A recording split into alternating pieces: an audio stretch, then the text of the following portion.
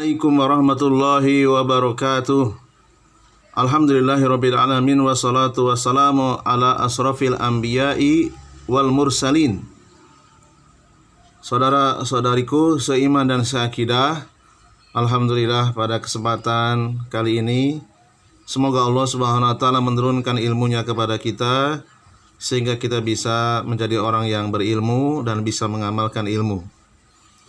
Pada kesempatan kali ini kami akan menjelaskan makna ulil amri yang ada di dalam surat An-Nisa ayat 59. Cukup dari sekian banyak ahli tafsir, kita bawakan 4 saja.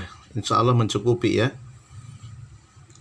Yaitu ayatnya apa? Atiullah wa atiur rasul wa ulil amri minkum. Taatilah Allah dan taatilah Rasul dan ulil amri di antara kalian.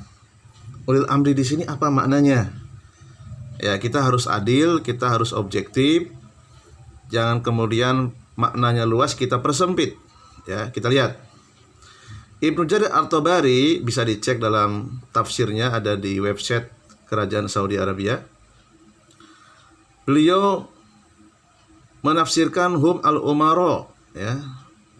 Ketika menafsirkan ulil amri, ini maksudnya adalah al-umara. Ya. Nomor 54 kita lihat. Mauquf kepada Abu Hurairah, isnadnya sahih, maknanya juga sahih, ya, hadis nomor 9856. Imam Ibnu Jarir At-Tabari selain beliau membawakan tafsir bahwasanya ulil amri itu umaro, beliau juga membawakan hadis nomor di catatan kaki nomor 65 ya. Nomor hadisnya 9864. Ulil amri di situ adalah ulil fikhi wal ilmi, para ulama ahli fikih dan para ulama ahli agama. Ya. Karena sawabu hadzal isnadnya sawab. Jadi ada 2 makna ulil amri menurut Imam At-Tabari. Maknanya adalah umaro, yaitu pemerintah. Pemerintah terserah mau raja, mau sultan, mau perdana menteri, mau presiden. Ya, atau makna yang kedua ahli fikih, ahli agama. Ya. Kemudian berikutnya tafsir dari Al-Baghawi, kita lihat ya. Imam Al-Baghawi menyebut ulil amri di situ maksudnya apa?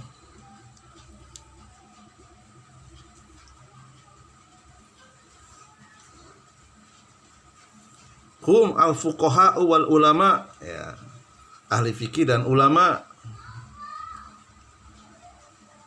Kemudian beliau juga membawakan perkataan Abu Hurairah, ulil amri di situ adalah hum al umara wal wulatu, ya, masuk juga umara yaitu pemerintah.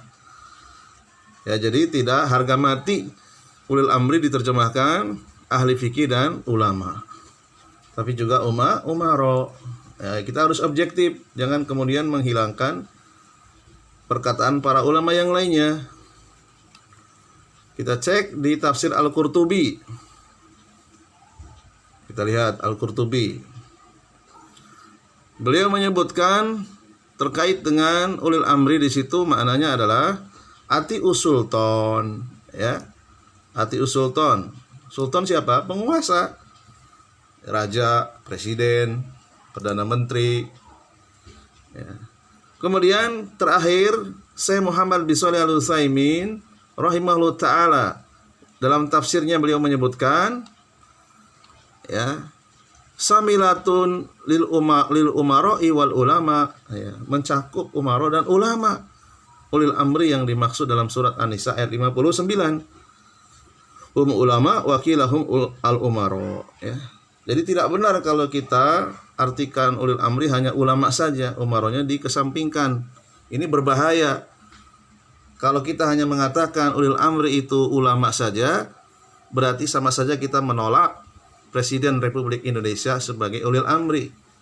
Dan ini adalah angin segar untuk orang-orang yang memiliki pemikiran takfiri, suka mengkafirkan pemerintah. Di antaranya orang-orang ISIS tidak mengakui Presiden Republik Indonesia sebagai ulil amri. Dan ini sangat berbahaya. Kita harus objektif, kita harus memaparkan perkataan-perkataan para ulama, bukan hanya dari satu sisi saja. Ya. Jadi ini harus objektif dalam menyampaikan kaul-kaul ulama ya. Ada yang mengatakan umara, ada yang mengatakan ulama ulil amri itu. Tidak hanya satu sisi saja. Sehingga kita tidak terjebak dengan sebagian kecil kelompok ya yang menisbatkan kepada ahlu sunnah, tapi sebenarnya dia sudah termasuk jamaah takfir ya, mengamputasi terjemah lain dari ulil amri ya. Jadi jangan hanya menyampaikan satu tafsiran saja, pendapat satu dua ulama saja ya. Ternyata juga ulil amri mencakup umara dan ulama. Ya, mungkin ini saja penjelasan singkat dari tafsir surat An-Nisa ayat 59. Mudah-mudahan bermanfaat. Subhanakallahumma bihamdika asyhadu an la ilaha illa anta astaghfiruka wa atubu ilaik. Assalamualaikum warahmatullahi wabarakatuh.